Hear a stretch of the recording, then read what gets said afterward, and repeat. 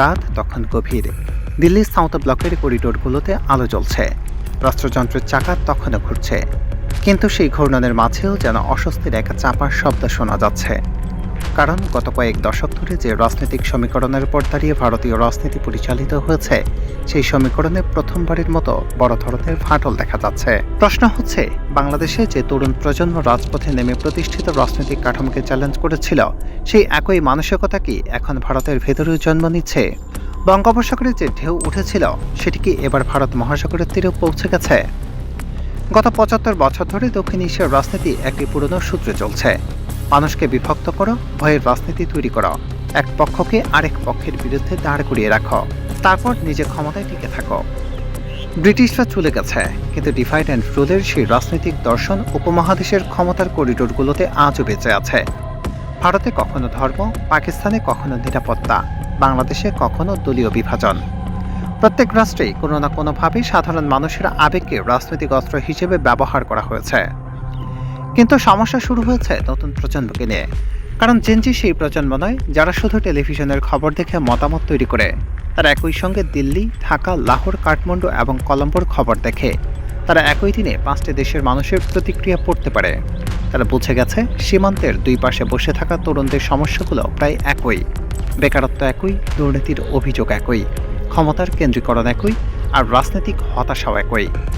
বাংলাদেশের আন্দোলন সেই উপলব্ধিকে আরও শক্তিশালী করেছে। অনেক ভারতীয় তরুণ প্রথমবারের মতো দেখছে সংগঠিত তরুণ সমাজ কিভাবে ক্ষমতায় রাজনৈতিক কাঠামোকে চ্যালেঞ্জ জানাতে পারে।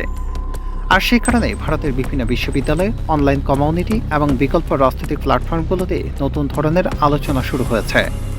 এটি কোনো দলের আন্দোলন নয়, এটি মূলত একটি প্রজন্মের স্থবিরতা, একটি প্রজন্মের প্রশ্ন: কেন রাজনীতি সবসময় একই মানুষদের ঘিরে ঘুরবে? কেন ক্ষমতার কেন্দ্র বদলাবে না? কেন উন্নয়নের প্রতিশ্রুতি বারবার দেওয়া হবে কিন্তু মৌলিক সমস্যাগুলো থেকেই যাবে? এই প্রশ্নগুলো আজ ভারতের রাজপথ থেকে সোশ্যাল মিডিয়া পর্যন্ত ছড়িয়ে পড়েছে। আর এখানেই শাসক গোষ্ঠীর উদ্বেগ। কারণ প্রচলিত রাজনৈতিক আন্দোলনের নেতা একটি থাকে, একটি দফতর থাকে, একটি কেন্দ্রীয় কমান্ড থাকে। কিন্তু জেনজি আন্দোলনের সবচেয়ে বড় শক্তি হলো এর কোনো নির্দিষ্ট কেন্দ্র নেই। এটি একটি নেটওয়ার্ক। একজনকে থামালে আরেকজন উঠে আসে, একটি প্ল্যাটফর্ম বন্ধ করলে আরেকটি প্ল্যাটফর্ম তৈরি হয়, একটি কণ্ঠ স্তব্ধ করলে শত কণ্ঠ কথা বলতে শুরু করে। এ কারণেই দক্ষিণ এশিয়ার রাজনীতিতে নতুন একটি বাস্তবতা তৈরি হচ্ছে। রাষ্ট্রের হাতে এখনো পুলিশ আছে, প্রশাসন আছে, মিডিয়া আছে, ক্ষমতা আছে। কিন্তু তরুণদের হাতে আছে একটি জিনিস যা আগে কোনো প্রজন্মের হাতে ছিল না: পারস্পরিক সংযোগ। এই সংযোগে আজ উপমহাদেশের পুরনো রাজনৈতিক সমীকরণকে প্রশ্নবিদ্ধ করেছে।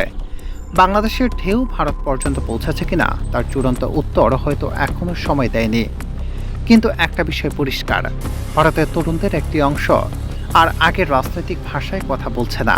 তারা নতুন প্রশ্ন তুলেছে, নতুন কাঠামো চাইছে। আর ইতিহাস বলে, যখন কোনো প্রজন্ম পুরনো নিয়ম মানতে অস্বীকার করে, তখন পরিবর্তনের সূচনা সেখান থেকেই হয়। হয়তো দক্ষিণ এশিয়া আজ ঠিক সেই সন্ধিক্ষণেই দাঁড়িয়ে আছে।